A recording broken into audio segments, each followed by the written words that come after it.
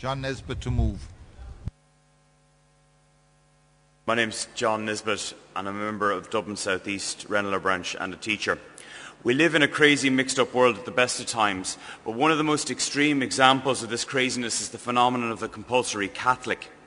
If access to your local primary school is difficult due to demand, then being of the same faith as the school puts you higher on the waiting list. There's a 92% chance that this faith is Roman Catholic. If you're a caring parent, you want to make sure your sons and daughters have the best chance of getting into the local school. You'll do anything to get them into that local school. You'll swear before God, whom you may or may not believe in, that you reject the works of a devil that you may or may not believe in. You'll promise to bring up the child up in accordance with the teachings of the Roman Catholic faith, which is easy enough until they get to teenage. All this will ensure that you get a baptismal cert, which is the key that unlocks many school places. 90% of these schools in my own constituency of Dublin South East have waiting lists, so it's a problem close to our hearts. Whatever your feelings about the Roman Catholic Church, or any church for that matter, the local state-funded primary school should not be able to admit a child or not, depending on their faith or lack of it, or willingness of their parents to lie about it. This problem is only going to get worse as our growing young population puts even further pressure on the local primary school system. The motion before you, delegates, sets out the case for moving these 92% of schools out of the patronage of the Roman Catholic Church and other churches and moving them into a more multi-denominational structure. The great success of the Educate Together organisation is a proof of the willingness of the Irish parents to adopt a new system.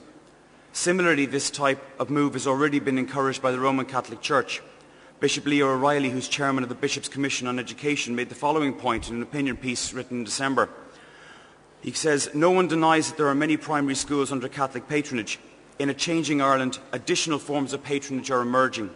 We have welcomed this, and last month," he said, "the Catholic school patrons began discussions with the Department of Education about transfer of patronage."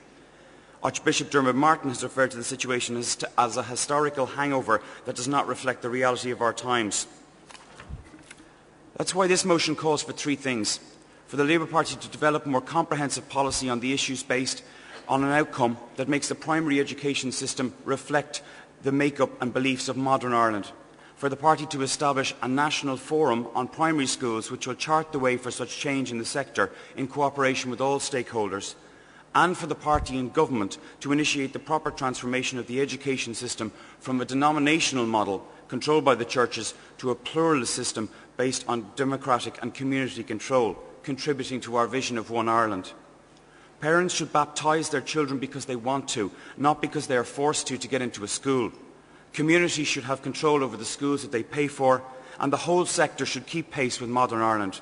That's why I commend this motion to you and ask for your support for it. Thank you.